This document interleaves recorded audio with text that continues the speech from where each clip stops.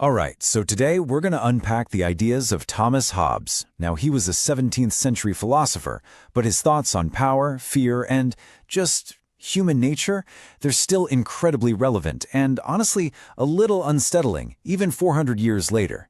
His huge work, Leviathan, really makes you think about some uncomfortable stuff, like why we even bother with society at all.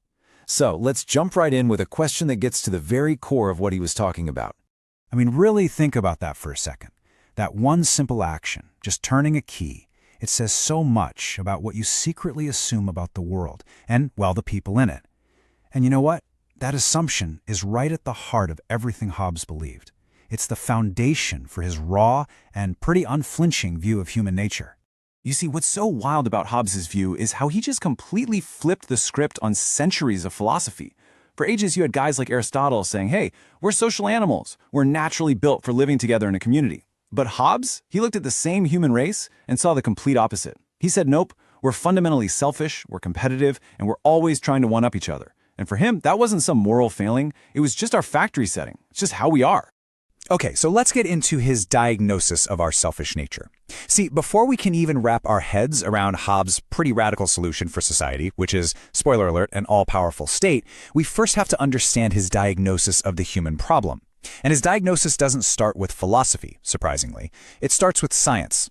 So Hobbes was what we call a scientific materialist. Basically, he saw the entire universe as just one giant machine. And guess what? We're just little cogs inside it. So you can forget all that talk about souls or higher moral purposes. For Hobbes, a person is just a complicated physical body, and everything we do, every thought, every action, it's just matter in motion. It's kind of like watching billiard balls bouncing off each other on a table. That's us.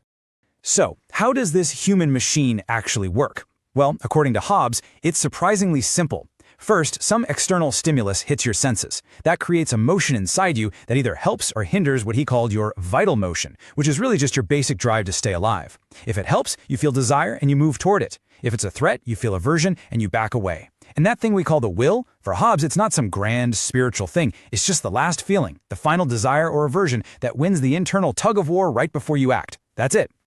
Okay, so what's the symptom of all this? What's the inescapable result when you have millions of these little self-interested machines just bouncing off each other, each one trying to get what it wants? Well, you get a constant, relentless, and totally unavoidable hunt for power. This is, hands down, one of Hobbes' most killing and famous lines.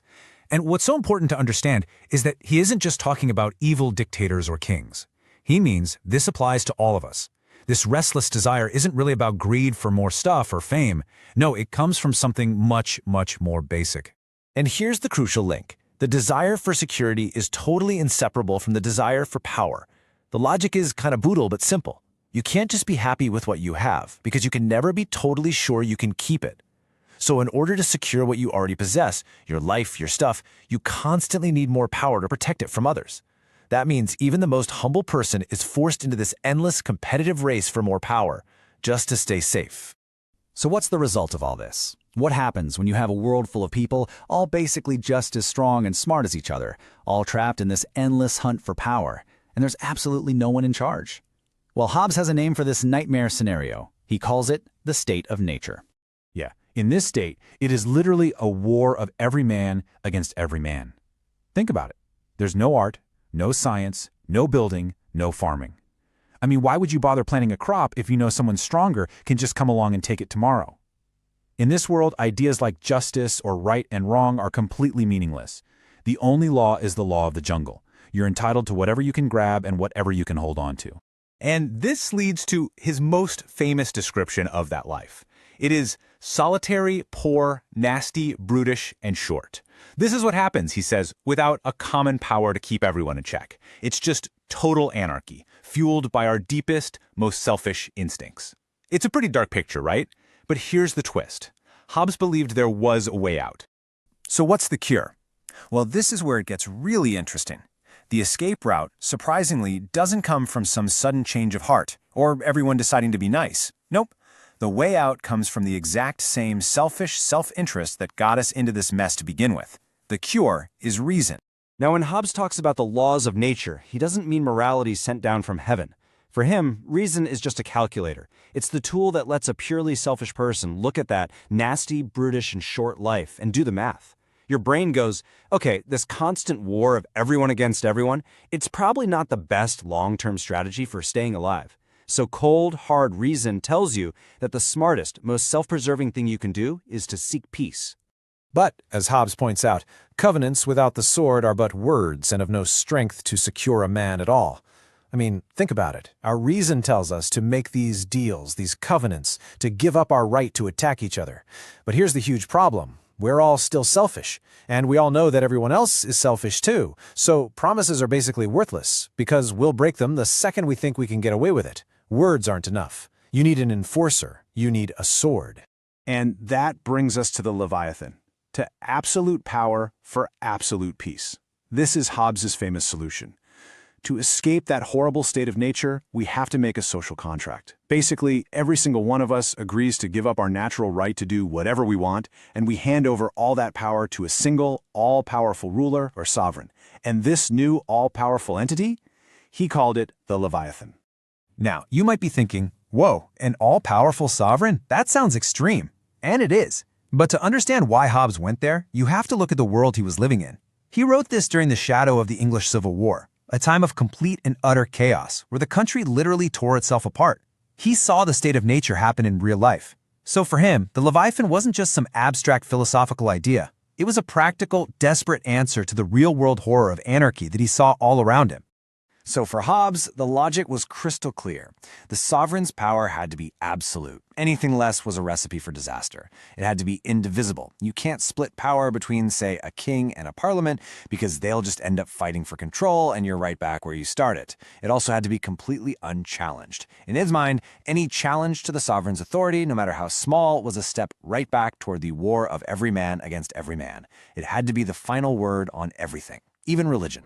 And yeah, that included religion, which was a massively controversial idea for his time. Hobbes basically said the church is just another department of the government. To prevent the kind of religious wars that had torn Europe apart, the sovereign had to be the final boss on all matters of faith and worship.